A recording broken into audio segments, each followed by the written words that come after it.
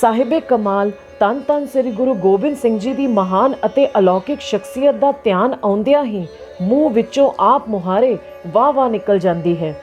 ਕੇਵਲ 42 ਵਰਿਆਂ ਦੀ ਸੰਸਾਰਕ ਯਾਤਰਾ ਦੌਰਾਨ ਆਪ ਜੀ ਨੇ ਐਸੇ ਕੌਤਕ ਕੀਤੇ ਕਿ ਇਤਿਹਾਸਕਾਰਾਂ ਨੂੰ ਸੰਸਾਰ ਦੇ ਇਤਿਹਾਸ ਵਿੱਚ ਆਪ ਜੀ ਦੇ ਟਾਕਰੇ ਦੀ ਮਹਾਨ ਸ਼ਖਸੀਅਤ ਲੱਭਣੀ ਨਾਮੁਮਕਿਨ ਹੋ ਜਾਂਦੀ ਹੈ। ਆਪ ਜੀ ਸੱਚੇ ਪਾਤਸ਼ਾਹ, ਫੌਜਾਂ ਵਾਲੇ, ਕਲਗੀਆਂ ਵਾਲੇ, ਬਾਜਾਂ ਵਾਲੇ, ਰਣਜੀਤ ਨਗਾਰੇ ਵਾਲੇ, ਮਹਾਨ ਧਰਮ ਫਿਲਾਸਫਰ, ਚਿੰਤਕ, ਮਨੋਵਿਗਿਆਨੀ, ਖਾਲਸਾ ਪੰਥ ਦੇ ਨਿਰਮਾਤਾ, ਜੰਗੀ ਚਿੰਤਕ ਅਤੇ ਚੜ੍ਹਦੀ ਕਲਾ ਦੇ ਅਵਤਾਰ ਹਨ। ਅੰਮ੍ਰਿਤ ਕੇ ਦਾਤੇ ਅਤੇ ਬਚਿੱਤਰ ਨਾਟਕ ਰਚਨਾ ਵਿੱਚ ਆਪਣੀ ਕਥਾ ਬਖਾਨਣ ਵਾਲੇ ਮਰਦ ਅਗੰਮੜੇ ਨੇ 1666 ਈਸਵੀ ਨੂੰ ਪਟਨਾ, ਬਿਹਾਰ ਵਿਖੇ ਮਾਤਾ ਗੁਜਰੀ ਜੀ ਦੀ ਕੁੱਖੋਂ ਪ੍ਰਕਾਸ਼ ਤਾਰਿਆ। ਤਹੀ ਪ੍ਰਕਾਸ਼ ਹਮਾਰਾ ਪਇਓ, ਪਟਨਾ ਸਹਰ ਬਿਖੈ ਪਵਲਇਓ।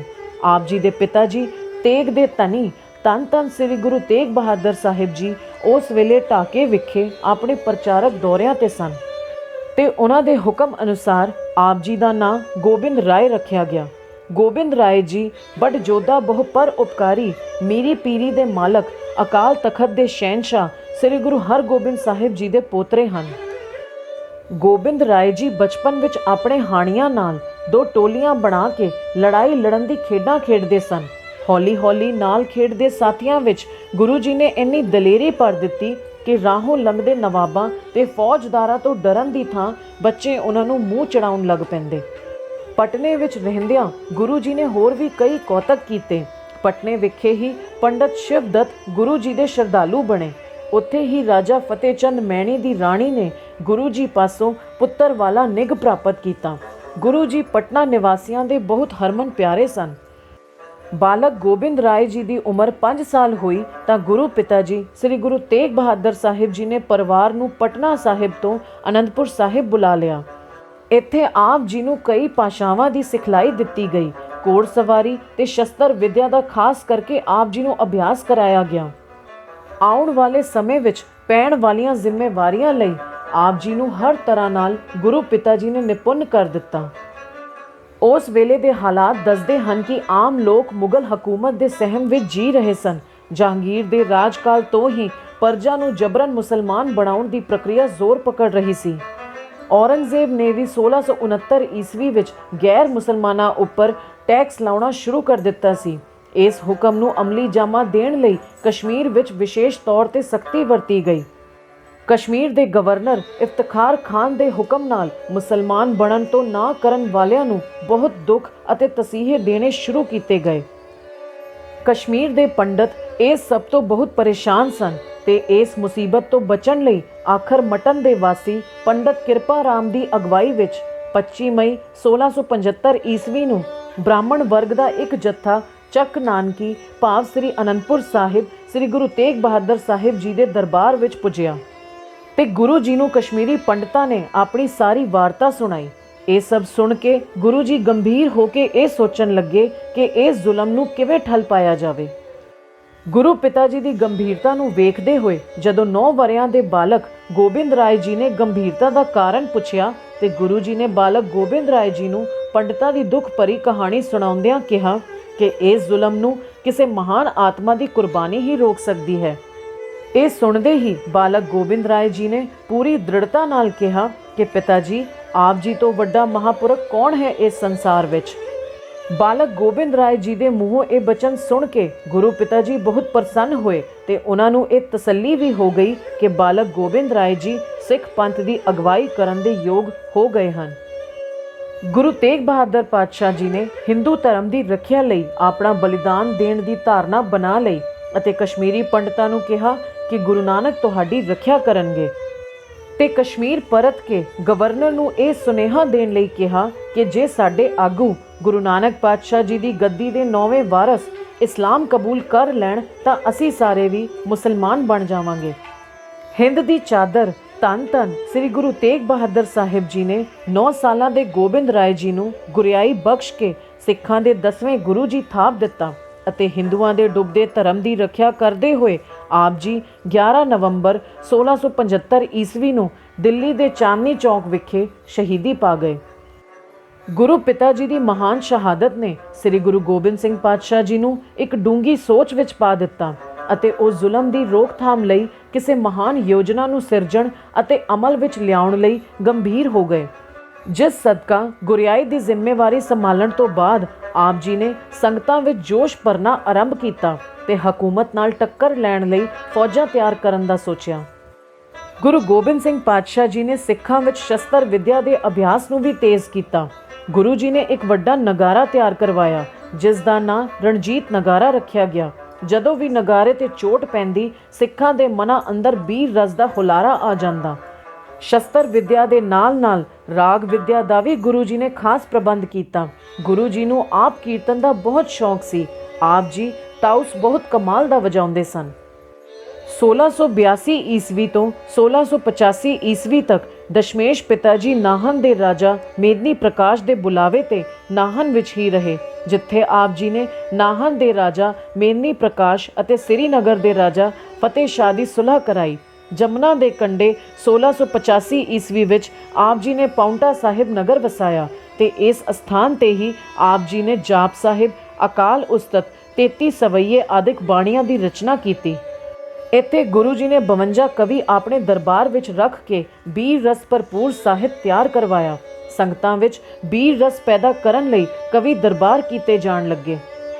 ਗੁਰੂ ਗੋਬਿੰਦ ਸਿੰਘ ਪਾਤਸ਼ਾਹ ਜੀ ਅਤੇ ਉਹਨਾਂ ਦੇ ਸਿੰਘਾਂ ਦੀ ਚੜ੍ਹਦੀ ਕਲਾ, ਉੱਚਾ ਆਚਰਨ ਅਤੇ ਗੁਰੂ ਸਾਹਿਬ ਜੀ ਦਾ ਸ਼ਾਹੀ ਠਾਠ ਨਾਲ ਰਹਿਣਾ ਕੁਝ ਜਾਤ ਅਭਿਮਾਨੀ ਹਿੰਦੂ ਪਹਾੜੀ ਰਾਜਿਆਂ ਨੂੰ ਚੰਗਾ ਨਹੀਂ ਲੱਗਦਾ ਸੀ। ਸੋ ਈਰਖਾਵਸ ਹੋ ਕੇ ਉਹ ਗੁਰੂ ਪਾਤਸ਼ਾਹ ਜੀ ਨਾਲ ਯੁੱਧ ਕਰਨ ਤੇ ਉਤਰ ਆਏ। ਹਿੰਦੂ ਪਹਾੜੀ ਰਾਜਿਆਂ ਨੇ ਕਈ ਵਾਰ ਆਪਸ 'ਚ ਰਲ ਕੇ ਤੇ ਕਈ ਵਾਰ ਮੁਗਲ ਫੌਜ ਨੂੰ ਆਪਣੇ ਨਾਲ ਰਲਾ ਕੇ ਗੁਰੂ ਜੀ ਉੱਪਰ ਕਈ ਹਮਲੇ ਕੀਤੇ, ਪਰ ਹਰ ਵਾਰ ਉਹਨਾਂ ਨੂੰ ਮੂੰਹ ਦੀ ਖਾਣੀ ਪਈ।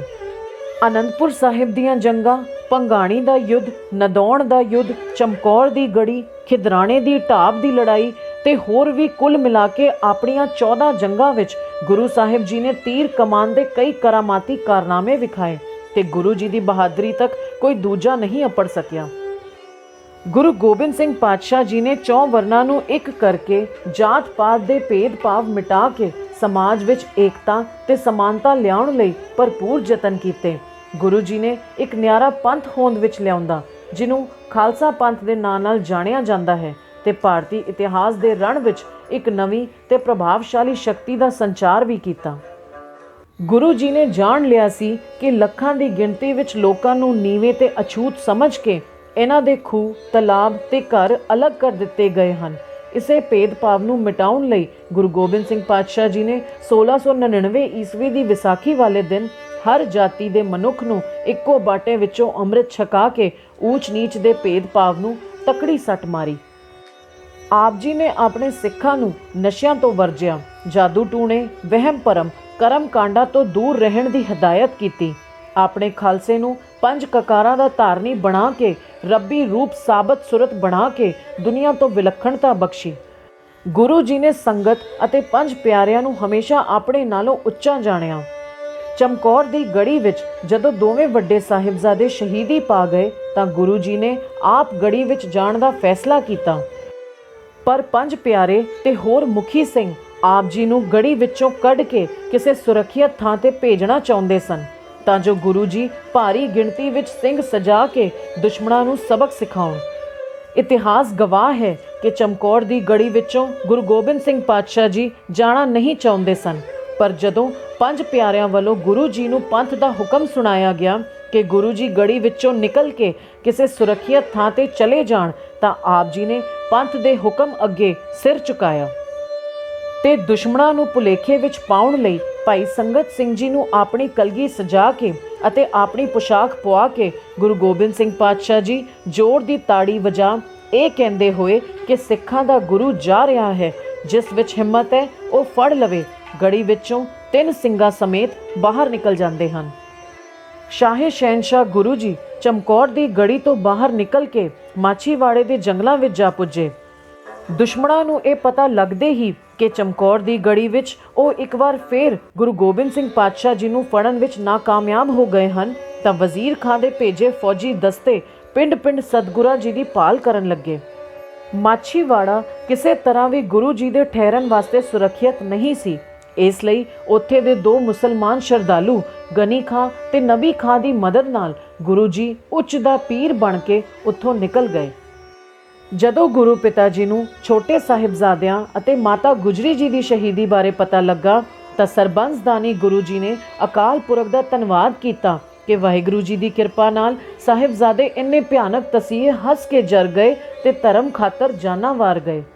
ਦੀਨਾ ਕਾਂਗੜ ਪੁੱਜ ਕੇ ਗੁਰੂ ਪਾਤਸ਼ਾਹ ਜੀ ਨੇ ਭਾਈ ਦਇਆ ਸਿੰਘ ਜੀ ਦੇ ਹੱਥੋਂ ਔਰੰਗਜ਼ੇਬ ਨੂੰ ਜਿੱਤ ਦੀ ਚਿੱਠੀ ਭਾਵ ਜ਼ਫਰਨਾਮਾ ਭਿਜਵਾਇਆ, ਜਿਸ ਵਿੱਚ ਗੁਰੂ ਜੀ ਨੇ ਅਕਾਲ ਪੁਰਖ ਦੀ ਉਸਤਤੀ ਕਰਦੇ ਹੋਏ ਔਰੰਗਜ਼ੇਬ ਨੂੰ ਉਸਦੇ ਬੁਰੇ ਕਰਮਾਂ ਬਾਰੇ ਤਾੜਨਾ ਕੀਤੀ। ਗੁਰੂ ਜੀ ਨੇ ਉਸ ਨੂੰ ਕਿਹਾ ਕਿ ਨਾ ਤਾਂ ਤੂੰ ਧਾਰਮਿਕ ਹੈ, ਨਾ ਬਹਾਦਰ ਹੈ ਤੇ ਨਾ ਹੀ ਇੱਕ ਚੰਗਾ ਰਾਜਨੀਤਿਕ ਹੈ। ਤੂੰ ਕੁਰਾਨ ਦੀ ਝੂਠੀਆਂ ਕਸਮਾਂ ਖਾਧੀਆਂ, ਕੁਰਾਨ ਦੀ ਸਿੱਖਿਆ ਦੇ ਉਲਟ ਤੂੰ ਬੱਚਿਆਂ ਨੂੰ ਸ਼ਹੀਦ ਕੀਤਾ, ਤੂੰ ਆਪਣੀ ਪਰਜਾ ਨਾਲ ਬੇਇਨਸਾਫੀ ਕੀਤੀ। ਇਸ ਤਰ੍ਹਾਂ ਗੁਰੂ ਜੀ ਨੇ ਜ਼ਫਰਨਾਮੇ ਰਾਹੀਂ ਔਰੰਗਜ਼ੇਬ ਨੂੰ ਧਰਮ ਅਤੇ ਨੈਤਿਕਤਾ ਦਾ ਉਪਦੇਸ਼ ਦਿੱਤਾ ਤੇ ਨਾਲ ਹੀ ਇਹ ਕਿਹਾ ਕਿ ਜੇ ਮੇਰੇ 4 ਬੱਚੇ ਸ਼ਹੀਦ ਹੋ ਗਏ ਤਾਂ ਕੀ ਹੋਇਆ, ਪਰ ਤੇਰੇ ਜ਼ੁਲਮ ਦਾ ਟਾਕਰਾ ਕਰਨ ਲਈ ਮੇਰਾ ਖਾਲਸਾ ਤਿਆਰ ਹੈ। ਗੁਰੂ ਜੀ ਨੇ ਇਹ ਵੀ ਲਿਖਿਆ ਕਿ ਜਦੋਂ ਸਾਰੇ ਹੀਲੇ ਖਤਮ ਹੋ ਜਾਣ ਤਾਂ ਕਿਰਪਾਨ ਉਠਾਉਣਾ ਯੋਗ ਹੁੰਦਾ ਹੈ। ਗੁਰੂ ਜੀ ਨੇ ਕਿਹਾ ਕਿ ਮੈਂ ਦੁਨੀਆ ਦੇ ਭਲੇ ਲਈ, ਹੱਕ ਸੱਚ ਲਈ ਕਿਰਪਾਨ ਉਠਾਈ ਹੈ।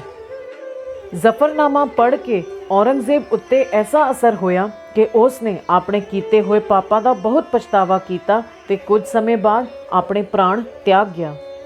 ਜੰਗਾਂ, ਯੁੱਧਾਂ ਅਤੇ ਅਨੇਕਾਂ ਕਸ਼ਟ ਭਰੇ ਹਾਲਾਤਾਂ ਵਿੱਚੋਂ ਨਿਕਲ ਕੇ ਗੁਰੂ ਜੀ ਨੇ ਸਾਬੋ ਕੀ ਤਲਵੰਡੀ ਵਿਖੇ ਆਪਣਾ ਕਮਰਕੱਸਾ ਖੋਲ੍ਹਿਆ ਤੇ ਦਮ ਲਿਆ, ਜਿਸ ਸਦਕਾ ਇਸ ਥਾਂ ਦਾ ਨਾਂ ਦਮਦਮਾ ਸਾਹਿਬ ਪੈ ਗਿਆ ਤੇ ਇਹ ਅਸਥਾਨ ਸਿੱਖਾਂ ਦੇ 5 ਪ੍ਰਮੁੱਖ ਤਖਤਾਂ ਵਿੱਚੋਂ ਇੱਕ ਤਖਤ ਬਣ ਗਿਆ। ਗੁਰੂ ਪਿਤਾ ਜੀ ਇਸ ਅਸਥਾਨ ਤੇ ਕਈ ਮਹੀਨੇ ਰਹੇ ਤੇ ਆਪਣੀ ਰੂਹਾਨੀ ਸ਼ਕਤੀ ਨਾਲ ਆਦਿ ਗ੍ਰੰਥ ਸਾਹਿਬ ਜੀ ਦੀ ਸਾਰੀ ਬਾਣੀ ਪਹਿਲਾਂ ਵਾਲੀ ਤਰਤੀਬ ਅਨੁਸਾਰ ਹੀ ਦੁਬਾਰਾ ਆਪਣੀ ਜ਼ੁਬਾਨੀ ਉਚਾਰੀ ਅਤੇ ਨਾਲ ਹੀ ਗੁਰੂ ਪਿਤਾ ਜੀ ਸ੍ਰੀ ਗੁਰੂ ਤੇਗ ਬਹਾਦਰ ਸਾਹਿਬ ਜੀ ਦੀ ਵੀ ਰਚਿਤ ਸਾਰੀ ਬਾਣੀ ਇਸ ਪਾਵਨ ਬੀੜ ਵਿੱਚ ਦਰਜ ਕਰਵਾਈ, ਜਿਸ ਦੀ ਲਿਖਣ ਸੇਵਾ ਭਾਈ ਮਨੀ ਸਿੰਘ ਜੀ ਨੇ ਨਿਭਾਈ ਤੇ ਇਸ ਸੇਵਾ ਵਿੱਚ ਬਾਬਾ ਦੀਪ ਸਿੰਘ ਜੀ ਨੇ ਵੀ ਆਪਣਾ ਪੂਰਾ ਸਹਿਯੋਗ ਪਾਇਆ। ਅੱਜ ਇਹੀ ਦਮਦਮੀ ਬੀੜ ਸਮੁੱਚੇ ਸਿੱਖ ਪੰਥ ਦੇ ਹਾਜ਼ਰ ਨਾਜ਼ਰ ਗੁਰੂ ਜੀ ਵਜੋਂ ਅਗਵਾਈ ਕਰ ਰਹੀ ਹੈ। ਗੁਰਬਾਣੀ ਲਿਖਵਾਉਣ ਦੇ ਨਾਲ-ਨਾਲ ਗੁਰੂ ਗੋਬਿੰਦ ਸਿੰਘ ਪਾਤਸ਼ਾਹ ਜੀ ਨੇ ਸਮੁੱਚੀ ਗੁਰਬਾਣੀ ਦੇ ਅਰਥ ਵੀ ਕਥਾ ਰਾਹੀਂ ਦਮਦਮਾ ਸਾਹਿਬ ਸਾਬੋ ਕੀ ਤਲਵੰਡੀ ਦੇ ਪਾਵਨ ਅਸਥਾਨ ਤੇ ਸਿੱਖਾਂ ਨੂੰ ਸਮਝਾਏ। ਪਾਵਨ ਗੁਰਬਾਣੀ ਰਚਨਾ ਦਾ ਮਹਾਨ ਕਾਰਜ ਕਰਕੇ ਗੁਰੂ ਗੋਬਿੰਦ ਸਿੰਘ ਪਾਤਸ਼ਾਹ ਜੀ ਦਮਦਮਾ ਸਾਹਿਬ ਸਾਬੋ ਕੀ ਤਲਵੰਡੀ ਤੋਂ ਹਜ਼ੂਰ ਸਾਹਿਬ ਨੰਦੇੜ ਦੱਖਣ ਵੱਲ ਤੁਰ ਪਏ। ਸਾਬੋ ਕੀ ਤਲਵੰਡੀ ਤੋਂ ਬਹੁਤ ਭਾਰੀ ਗਿਣਤੀ ਵਿੱਚ ਗੁਰੂ ਜੀ ਉੱਤੋਂ ਜਾਨਾਂ ਵਾਰਨ ਵਾਲੇ ਸਿੱਖ ਗੁਰੂ ਜੀ ਦੇ ਨਾਲ ਚਲੇ ਤੇ ਨੰਦੇੜ ਸਾਹਿਬ ਦੀ ਧਰਤੀ ਤੱਕ ਪਹੁੰਚਦਿਆਂ ਸਿੱਖਾਂ ਦੀ ਗਿਣਤੀ 2200 ਦੇ ਕਰੀਬ ਹੋ ਗਈ। ਨੰਦੇੜ ਦੀ ਧਰਤੀ ਤੇ ਵੀ ਗੁਰੂ ਗੋਬਿੰਦ ਸਿੰਘ ਪਾਤਸ਼ਾਹ ਜੀ ਨੇ ਅਨੇਕਾਂ ਚੋਜ ਕੀਤੇ। ਗੁਰੂ ਜੀ ਨੇ ਨੰਦੇੜ ਦੀ ਧਰਤੀ ਤੇ ਗੁਰਸਿੱਖੀ ਦਾ ਪ੍ਰਚਾਰ ਕਰਦੇ ਹੋਏ ਅੰਮ੍ਰਿਤ ਸੰਚਾਰ ਕਰ ਉਸ ਇਲਾਕੇ ਦੇ 5000 ਮਰਹੱਟਿਆਂ ਨੂੰ ਸਿੰਘ ਸਜਾਇਆ। ਗੁਰੂ ਜੀ ਦੇ ਨਾਲ ਗਏ 2200 ਸਿੰਘ ਤੇ ਨੰਦੇੜ ਵਿਖੇ ਸਜਾਏ 5000 ਸਿੰਘ ਭਾਵ ਲਗਭਗ 7200 ਸਿੰਘਾਂ ਦੇ ਕਾਫਲੇ ਨਾਲ ਗੁਰੂ ਜੀ ਨੇ ਉੱਥੇ ਹੀ ਸਿੱਖੀ ਦਾ ਪ੍ਰਚਾਰ ਕੀਤਾ। ਨੰਦੇੜ ਦੀ ਧਰਤੀ ਤੇ ਕਈ ਮਹੀਨੇ ਰਹਿਣ ਮਗਰੋਂ ਦੁਸ਼ਮਣਾਂ ਵੱਲੋਂ ਭੇਜੇ ਗਏ 2 ਪਠਾਨ ਜਸਮੈਦ ਖਾਨ ਤੇ ਗੁਲ ਖਾਨ ਕਲਗੀਧਰ ਪਿਤਾ ਜੀ ਉੱਤੇ ਮਾਰੂ ਹਮਲਾ ਕਰਨ ਦੀ ਨੀਅਤ ਨਾਲ ਪੁੱਜੇ। ਇਹਨਾਂ ਦੋਹਾਂ ਨੇ ਗੁਰੂ ਜੀ ਨਾਲ ਨੇੜਤਾ ਬਣਾਈ। ਇਹ ਕਾਫੀ ਸਮਾਂ ਉੱਥੇ ਹੀ ਰਹਿ ਕੇ ਪਿਆਰ ਨਾਲ ਗੁਰੂ ਜੀ ਦੇ ਬਚਨ ਸੁਣਦੇ, ਪਰ ਘਟ-ਘਟ ਕੇ ਅੰਤਰਕੀ ਜਾਣਤ ਗੁਰੂ ਜੀ ਉਹਨਾਂ ਦੀ ਨੀਅਤ ਤੋਂ ਵਾਕਿਫ ਸਨ। ਜਸਮੈਦ ਖਾਨ ਨੇ ਪੂਰੇ ਜ਼ੋਰ ਨਾਲ ਗੁਰੂ ਜੀ ਦੇ ਦਿਲ ਵਿੱਚ ਖੰਜਰ ਖੋਪ ਦਿੱਤਾ, ਪਰ ਇਸ ਦੇ ਦੂਜੇ ਵਾਰ ਤੋਂ ਪਹਿਲਾਂ ਹੀ ਗੁਰੂ ਪਿਤਾ ਜੀ ਨੇ ਆਪਣੇ ਇੱਕੋ ਵਾਰ ਵਿੱਚ ਜਸਮੈਦ ਖਾਨ ਨੂੰ ਉੱਥੇ ਹੀ ਢੇਰੀ ਕਰ ਦਿੱਤਾ ਤੇ ਦੂਜੇ ਪਠਾਨ ਗੁਲ ਖਾਨ ਨੂੰ ਸਿੰਘਾਂ ਨੇ ਸੋਧ ਦਿੱਤਾ। ਇੱਕ ਫਿਰੰਗੀ ਡਾਕਟਰ ਨੇ ਗੁਰੂ ਜੀ ਦਾ ਇਲਾਜ ਕੀਤਾ। ਕੁਝ ਦਿਨਾਂ ਬਾਅਦ ਜਦੋਂ ਗੁਰੂ ਜੀ ਦਾ ਇਹ ਜ਼ਖਮ ਠੀਕ ਹੋਣਾ ਸ਼ੁਰੂ ਹੋਇਆ ਤਾਂ ਇੱਕ ਭਾਵਨਾ ਵਾਲੇ ਸਿੰਘ ਦੀ ਭੇਟਾ ਕੀਤੀ ਕਮਾਨ ਵਿੱਚ ਤੰਦ ਤੇ ਤੀਰ ਰੱਖ ਕੇ ਖਿੱਚਣ ਕਾਰਨ ਗੁਰੂ ਜੀ ਦੇ ਟਾਂਕੇ ਉਧੜ ਗਏ। ਪਰ ਜਦੋਂ ਗੁਰੂ ਪਿਤਾ ਜੀ ਨੂੰ ਦੁਬਾਰਾ ਟਾਂਕੇ ਸਿਉਣ ਲਈ ਕਿਹਾ ਗਿਆ ਤਾਂ ਗੁਰੂ ਜੀ ਨੇ ਫਰਮਾਇਆ ਕਿ ਹੁਣ ਸਾਡੇ ਜੋਤੀ ਜੋਤ ਸਮਾਉਣ ਦੀ ਤਿਆਰੀਆਂ ਹਨ। ਗੁਰੂ ਸਾਹਿਬ ਜੀ ਬਹੁਤ ਦੂਰ ਅੰਦੇਸ਼ੀ ਤੇ ਪਾਰਦਰਸ਼ੀ ਸਨ। ਇਸ ਕਰਕੇ ਸਮੇਂ ਦੀ ਨਬਜ਼ ਨੂੰ ਪਛਾਣਦੇ ਹੋਏ ਆਪ ਜੀ ਨੇ ਸ਼ਖਸੀ ਗੁਰਿਆਈ ਦੇ ਸਿਲਸਿਲੇ ਨੂੰ ਸਮਾਪਤ ਕਰਕੇ ਸਮੁੱਚੇ ਖਾਲਸਾ ਪੰਥ ਨੂੰ ਸ੍ਰੀ ਗੁਰੂ ਗ੍ਰੰਥ ਸਾਹਿਬ ਜੀ ਦੇ ਲੜ ਲਾਉਂਦੇ ਹੋਏ ਤੇ ਆਉਣ ਵਾਲੀਆਂ ਗਿਰਾਵਟਾਂ ਤੋਂ ਬਚਾਉਂਦਿਆਂ ਇਹ ਬਚਨ ਕਹੇ कि आज्ञा भई अकाल की, तबे चलायो पंथ, सब सिखन को हुक्म है, गुरु मान्यो ग्रंथ।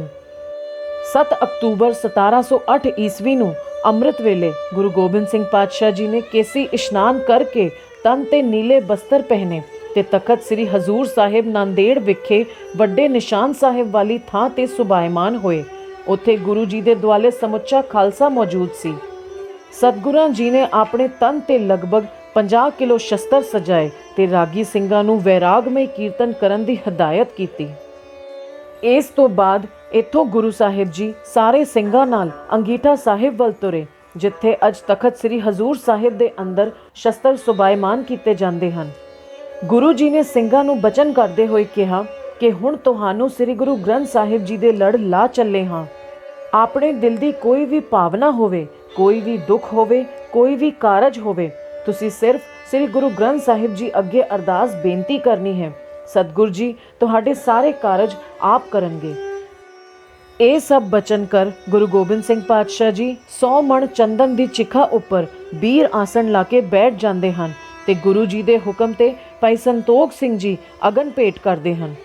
ਗੁਰੂ ਗੋਬਿੰਦ ਸਿੰਘ ਪਾਤਸ਼ਾਹ ਜੀ ਨੇ ਅੱਗੇ ਤੋਂ ਅੰਦਰ ਇਸ ਥਾਂ ਤੇ ਕੱਲੇ ਭਾਈ ਸੰਤੋਖ ਸਿੰਘ ਜੀ ਨੂੰ ਰੁਕਣ ਦਾ ਹੁਕਮ ਦੇ ਕੇ ਬਾਕੀ ਸਾਰੇ ਸਿੰਘਾਂ ਨੂੰ ਆਪਣੇ ਆਪਣੇ ਦੇਸ ਪਰਤਣ ਲਈ ਕਿਹਾ। ਗੁਰੂ ਜੀ ਆਪਣੇ ਨੀਲੇ ਘੋੜੇ ਸਮੇਤ ਸੱਚਖੰਡ ਨੂੰ ਗਏ। ਦੂਜੇ ਦਿਨ ਸਤਿਗੁਰਾਂ ਜੀ ਦੇ ਅੰਗੀਠੇ ਵਿੱਚੋਂ ਉਹਨਾਂ ਦੇ ਸਜਾਏ 1.25 ਮਣ ਸ਼ਸਤਰਾਂ ਵਿੱਚੋਂ ਸਿਰਫ ਇੱਕ ਛੋਟੀ ਸ੍ਰੀ ਸਾਹਿਬ ਮਿਲੀ, ਜਿਸ ਦੇ ਦਰਸ਼ਨ ਅੱਜ ਵੀ ਤਖਤ ਸ੍ਰੀ ਹਜ਼ੂਰ ਸਾਹਿਬ ਨਾਂਦੇੜ ਵਿਖੇ ਕਰਵਾਏ ਜਾਂਦੇ ਹਨ। ਬਾਕੀ ਦੇ ਸਾਰੇ ਸ਼ਸਤਰ ਗੁਰੂ ਪਿਤਾ ਜੀ ਆਪਣੇ ਨਾਲ ਹੀ ਸੱਚਖੰਡ ਵਿਖੇ ਲੈ ਕੇ ਗਏ। ਜੋਤੀ ਜੋਤ ਸਮਾਉਣ ਮਗਰੋਂ ਗੁਰੂ ਗੋਬਿੰਦ ਸਿੰਘ ਪਾਤਸ਼ਾਹ ਜੀ ਨੇ ਪੰਜਾਬ ਤੋਂ ਆ ਰਹੇ ਇੱਕ ਸਾਧੂ ਨੂੰ ਦਰਸ਼ਨ ਦਿੱਤੇ ਤੇ ਪੂਨੇ ਸਤਾਰੇ ਦੀ ਜੇਲ੍ਹ ਵਿੱਚ ਕੈਦ ਰਾਜੇ ਰੁਸਤਮ ਰਾਓ ਤੇ ਬਾਲਾ ਰਾਓ ਦੀ ਅਰਦਾਸ ਪ੍ਰਵਾਨ ਕਰਦੇ ਹੋਏ ਗੁਰੂ ਜੀ ਨੇ ਆਪਣੇ ਘੋੜੇ ਦੀਆਂ ਰਕਾਬਾਂ ਫੜਾ ਕੇ ਉਹਨਾਂ ਨੂੰ ਵੀ ਜੇਲ੍ਹ ਤੋਂ ਬਾਹਰ ਕੱਢਿਆ ਤੇ ਦੋਹਾਂ ਰਾਜਿਆਂ ਨੂੰ ਮਨਵਾੜ ਦੀ ਧਰਤੀ ਤੇ ਜਾ ਛੱਡਿਆ। ਇਸ ਤਰ੍ਹਾਂ ਹਜ਼ਾਰਾਂ ਭਾਵਨਾ ਵਾਲੇ ਗੁਰਸਿੱਖਾਂ ਨੂੰ ਅੱਜ ਵੀ ਉਸੇ ਰੂਪ ਵਿੱਚ ਗੁਰੂ ਪਿਤਾ ਜੀ ਦਰਸ਼ਨ ਦੇ ਕੇ ਉਹਨਾਂ ਦੀ ਰੱਖਿਆ ਕਰਦੇ ਹਨ। ਗੁਰੂ ਗੋਬਿੰਦ ਸਿੰਘ ਪਾਤਸ਼ਾਹ ਜੀ ਦਾ ਕੋਈ ਸਾਨੀ ਨਹੀਂ ਹੈ। ਜੇ ਗੁਰੂ ਸਾਹਿਬ ਜੀ ਇਸ ਮਾਤਲੋਕ ਵਿੱਚ ਪ੍ਰਗਟ ਨਾ ਹੁੰਦੇ ਤਾਂ ਅੱਜ ਇਸ ਦੁਨੀਆ ਦਾ ਨਕਸ਼ਾ ਕੁਝ ਹੋਰ ਹੀ ਹੁੰਦਾ। ਕਲਗੀਧਰ ਪਿਤਾ ਜੀ ਜਿੱਥੇ ਤਲਵਾਰ ਦੇ ਧਨੀ ਸਨ, ਉੱਥੇ ਉਹ ਕਲਮ ਦੇ ਵੀ ਧਨੀ ਸਨ।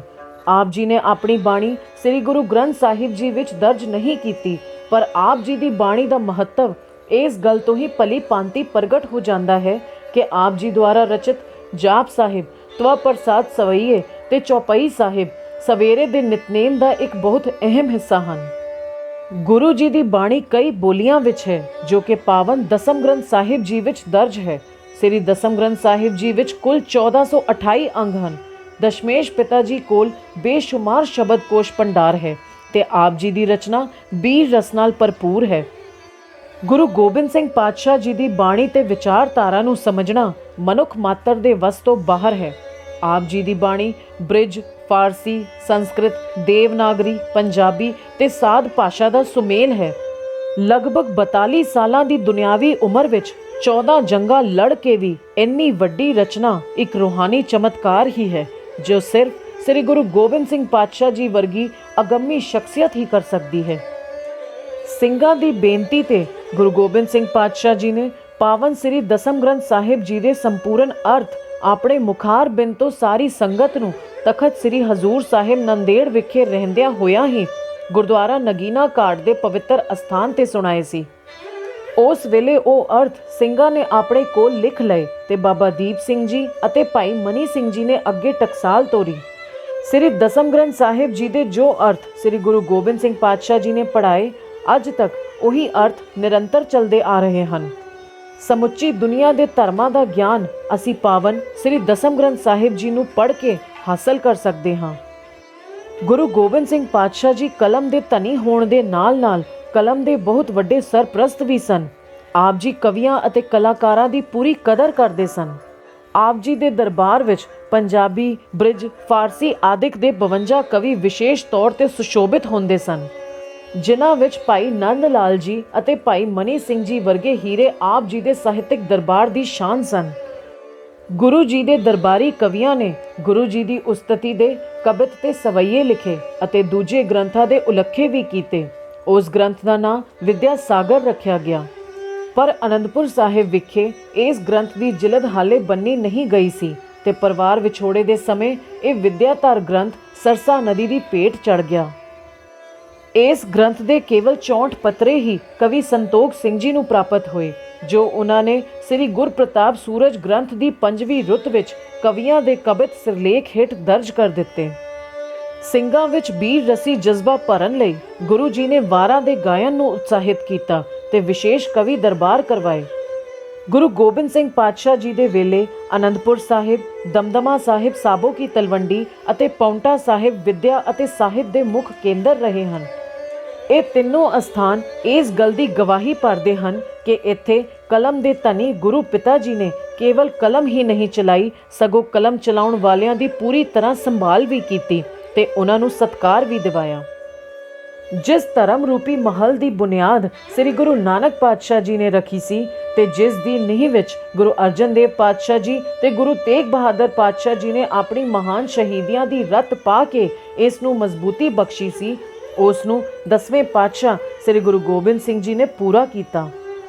9 ਸਾਲਾਂ ਦੀ ਮਾਸੂਮ ਉਮਰ ਵਿੱਚ ਆਪਣੇ ਪਿਤਾ ਜੀ ਨੂੰ ਹਿੰਦੂ ਧਰਮ ਦੀ ਰੱਖਿਆ ਕਰਨ ਲਈ ਤੋਰਨਾ, ਖਾਲਸਾ ਪੰਥ ਦੀ ਸਾਜਨਾ ਕਰਨੀ, ਅਖੌਤੀ ਨੀਵੀਆਂ ਜਾਤਾਂ ਵਿੱਚੋਂ ਬਹਾਦਰ ਯੋਧੇ ਪੈਦਾ ਕਰਨਾ, ਔਰੰਗਜ਼ੇਬ ਦੇ ਵਿਸ਼ਾਲ ਸਾਮਰਾਜ ਨਾਲ ਟੱਕਰ ਲੈ ਕੇ ਸ਼ਕਤੀਸ਼ਾਲੀ ਤੇ ਅਤਿਆਚਾਰੀ ਸ਼ਾਸਨ ਦੀ ਜੜ੍ਹਾਂ ਹਿਲਾਉਣਾ, ਗਿੱਦੜਾਂ ਨੂੰ ਸ਼ੇਰ ਬਣਾ ਕੇ ਇੱਕ ਨੂੰ ਸਵਾ ਲੱਖ ਨਾਲ ਟੱਕਰ ਲੈਣ ਦੇ ਕਾਬਲ ਬਣਾਉਣਾ, ਇਹ ਸਭ ਸਰਬੰਸਦਾਨੀ ਗੁਰੂ ਪਿਤਾ ਜੀ ਦਾ ਹੀ ਕੌਤਕ ਹੈ। ਗੁਰੂ ਪਿਤਾ ਜੀ ਨੇ ਸਿੱਖੀ ਸਰੂਪ ਨਿਸ਼ਚਿਤ ਕਰਕੇ ਸਿੱਖ ਧਰਮ ਦੀ ਸਮਾਜ ਵਿੱਚ ਇੱਕ ਵੱਖਰੀ ਤੇ ਨਿਆਰੀ ਪਹਿਚਾਣ ਕਾਇਮ ਕੀਤੀ ਤੇ ਖਾਲਸਾ ਨੂੰ ਇਹ ਉਪਦੇਸ਼ ਦਿੱਤਾ, ਪੂਜਾ ਅਕਾਲ ਕੀ, ਪਰਚਾ ਸ਼ਬਦ ਕਾ, ਦੀਦਾਰ ਖਾਲਸੇ ਕਾ। ਸੰਤ ਸਿਪਾਹੀ ਗੁਰੂ ਗੋਬਿੰਦ ਸਿੰਘ ਪਾਤਸ਼ਾਹ ਜੀ ਦਾ ਸੰਘਰਸ਼ ਅਨਿਆਏ, ਅਤਿਆਚਾਰ ਤੇ ਅਮਾਨਵੀ ਤਾਕਤਾਂ ਦੇ ਖਿਲਾਫ ਸੀ। ਗੁਰੂ ਗੋਬਿੰਦ ਸਿੰਘ ਪਾਤਸ਼ਾਹ ਜੀ ਨੇ ਅਨੰਦਪੁਰ ਸਾਹਿਬ ਦੇ ਆਨੰਦਮਈ ਦਿਨ ਵੀ ਵੇਖੇ, ਪਾਉਂਟਾ ਸਾਹਿਬ ਦੀ ਧਰਤੀ ਤੇ ਕੁਦਰਤ ਦੇ ਨਜ਼ਾਰੇ ਵੀ ਮਾਣੇ, ਪਰ ਨਾਲ ਹੀ ਭੁੱਖਾਂ ਤੇ ਉਨੀਂਦਰੇ ਵੀ ਕੱਟੇ, ਨੰਗੇ ਪੈਰ ਮਾਛੀਵਾੜੇ ਦੇ ਜੰਗਲਾਂ ਵਿੱਚ ਸਫ਼ਰ ਵੀ ਕੀਤਾ, 14 ਜੰਗਾਂ ਵੀ ਲੜੀਆਂ, ਇੱਥੋਂ ਤੱਕ ਕਿ ਮਾਤਾ ਜੀ, ਪਿਤਾ ਜੀ ਤੇ 4 ਪੁੱਤਰ ਵੀ ਵਾਰਤੇ। ਇੰਨਾ ਸਭ ਕੁਝ ਹੋਣ ਤੋਂ ਬਾਅਦ ਵੀ ਗੁਰੂ ਗੋਬਿੰਦ ਸਿੰਘ ਪਾਤਸ਼ਾਹ ਜੀ ਨੇ ਸਿਰਫ ਤੇ ਸਿਰਫ ਅਕਾਲ ਪੁਰਖ ਦਾ ਸ਼ੁਕਰਾਨਾ ਹੀ ਕੀਤਾ ਤੇ ਅਡੋਲ ਰਹੇ। ਸ਼ਾਹੇ ਸ਼ਹਿਨਸ਼ਾਹ ਗੁਰੂ ਪਿਤਾ ਜੀ ਨੇ ਮਾਨਵਤਾ ਦੀ ਭਲਾਈ ਹਿੱਤ ਆਪਣੇ ਸਾਰੇ ਸੁੱਖ ਤਿਆਗ ਦਿੱਤੇ। ਗੁਰੂ ਪਿਤਾ ਜੀ ਨੇ ਆਪਣਾ ਕੋਈ ਨਿੱਜੀ ਰਾਜ ਭਾਗ ਕਾਇਮ ਨਹੀਂ ਕੀਤਾ, ਸਗੋਂ ਖਾਲਸਾ ਪੰਥ ਦੇ ਕਹਿਣ ਤੇ ਅਨੰਦਪੁਰ ਸਾਹਿਬ ਦਾ ਕਿਲਾ, ਆਪਣੇ ਗੁਰੂ ਪਿਤਾ ਜੀ ਦੀ ਜੱਦੀ ਜਾਇਦਾਦ, ਸਾਰਾ ਇਲਾਕਾ ਆਦਿਕ ਇੱਕ ਖਿਣ ਵਿੱਚ ਤਿਆਗ ਦਿੱਤਾ। ਗੁਰੂ ਜੀ ਨੇ ਆਪਣੇ ਨਾਂ ਦਾ ਕੋਈ ਸਿੱਕਾ ਨਹੀਂ ਚਲਾਇਆ। ਐਸੇ ਮਹਾਬਲੀ ਸਾਹਿਬੇ ਕਮਾਲ ਧੰਨ ਧੰਨ ਸ੍ਰੀ ਗੁਰੂ ਗੋਬਿੰਦ ਸਿੰਘ ਪਾਤਸ਼ਾਹ ਜੀ ਦੇ ਕਿਰਦਾਰ ਤੱਕ ਪਹੁੰਚਣਾ ਜਾਂ ਉਹਨਾਂ ਬਾਰੇ ਬਿਆਨ ਕਰਨਾ ਮਨੁੱਖੀ ਤਾਕਤ ਦੇ ਵਸੋਂ ਬਾਹਰ ਹੈ। ਸਰਬੰਸਦਾਨੀ ਗੁਰੂ ਪਿਤਾ ਜੀ ਦੇ ਵਿਅਕਤਿਤਵ ਬਾਰੇ ਲਿਖਣਾ ਜਾਂ ਬੋਲਣਾ ਤਾਂ ਸੂਰਜ ਨੂੰ ਦੀਵਾ ਵਿਖਾਉਣ ਦੇ ਤੁਲ ਹੈ। ਅੱਲਾ ਯਾਰ ਖਾਂ ਜੋਗੀ ਦਾ ਵੀ ਇਹ ਕਥਨ ਹੈ, ਕਰਤਾਰ ਕੀ ਸੌਗੰਧ ਹੈ, ਨਾਨਕ ਕੀ ਕਸਮ ਹੈ, ਜਿਤਨੀ ਵੀ ਹੋ ਗੋਬਿੰਦ ਕੀ ਤਾਰੀਫ ਵਹ ਕਮ ਹੈ। ਅੱਜ ਸਾਨੂੰ ਆਪਣੇ ਅੰਦਰ ਇਹ ਝਾਤੀ ਮਾਰਨ ਦੀ ਬਹੁਤ ਲੋੜ ਹੈ ਕਿ ਕੀ ਅਸੀਂ ਦਸ਼ਮੇਸ਼ ਪਿਤਾ ਜੀ ਦੇ ਉਹ ਪੁੱਤਰ ਤੇ ਧੀਆਂ ਬਣ ਸਕੇ ਹਾਂ ਜਿਨ੍ਹਾਂ ਦੀ ਤਰਫ ਵੇਖ ਕੇ ਗੁਰੂ ਪਿਤਾ ਜੀ ਨੇ ਦਮਦਮਾ ਸਾਹਿਬ ਸਾਬੋ ਕੀ ਤਲਵੰਡੀ ਵਿਖੇ ਮਾਤਾ ਜੀ ਦੇ 4 ਸਾਹਿਬਜ਼ਾਦਿਆਂ ਬਾਰੇ ਪੁੱਛਣ ਤੇ ਕਿਹਾ ਸੀ, ਇਨ ਪੁੱਤਰਨ ਕੇ ਸੀਸ ਪਰ ਵਾਰ ਦਿਏ ਸੁਤ ਚਾਰ ਮੁਏ ਤੋਂ ਕਿਆ ਹੁਆ ਜੀਵਤ ਕਈ ਹਜ਼ਾਰ।